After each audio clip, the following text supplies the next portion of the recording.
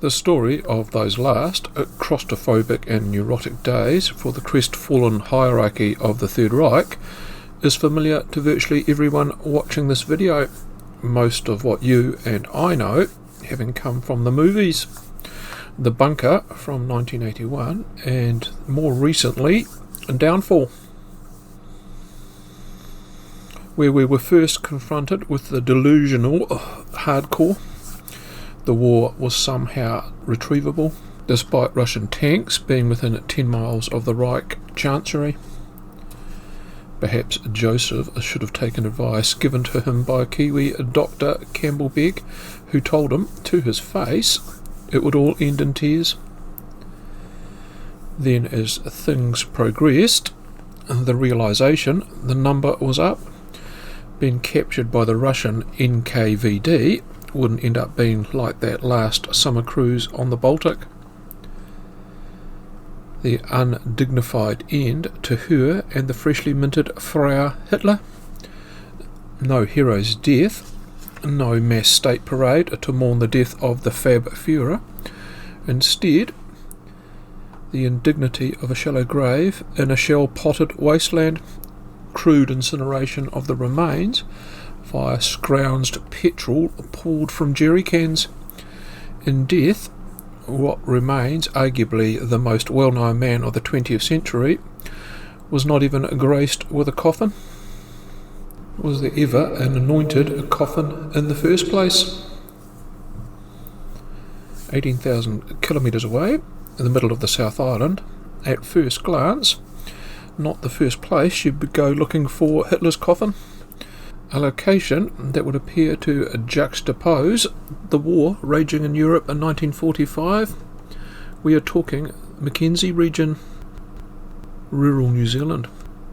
Presumptions could prove to be different.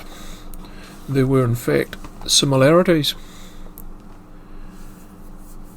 Wars on the magnitude of World War II, the good people that were on the side of digging Hitler's grave, were won with the sacrifice of these tightly knit farming communities, like those of Fairlie, Albury, Campbell, etc., the townships up and down New Zealand, all who had members that made the ultimate sacrifice and are now resting far, far away from their hometowns.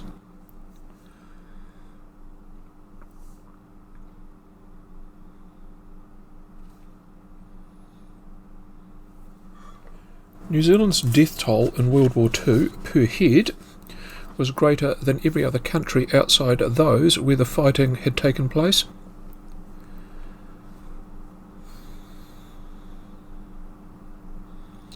It's overlooked and forgotten losses per share of population were on par with the United Kingdom, where the figures also included civilian deaths. The Kiwi toll in WW2 was twice that pro rata than that of Canada and the United States. In rural districts like the Mackenzie, those killed in the service of their country had a profound and sometimes devastating effect on the small communities. The truck driver lost, the farm hand who was permanently injured, the son and farm heir that never returned. Not all were as lucky as Harry here. Little wonder that on the home front, these loyal, tight-knit communities did what they could to raise morale and funds at the same time.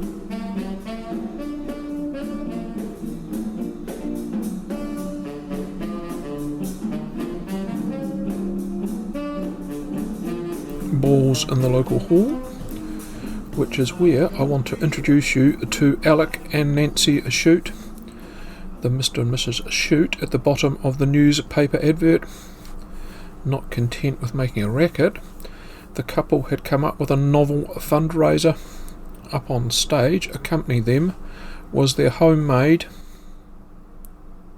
coffin. Interned, lying snugly inside, her Hitler. You're actually looking at the real coffin.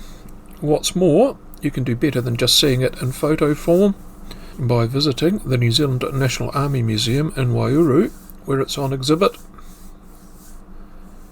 Alec also served in the Home Guard, Drama Society, Gun Club, etc. I did try and find a photo of either him or his good wife, and this is the closest I got. Take a pic.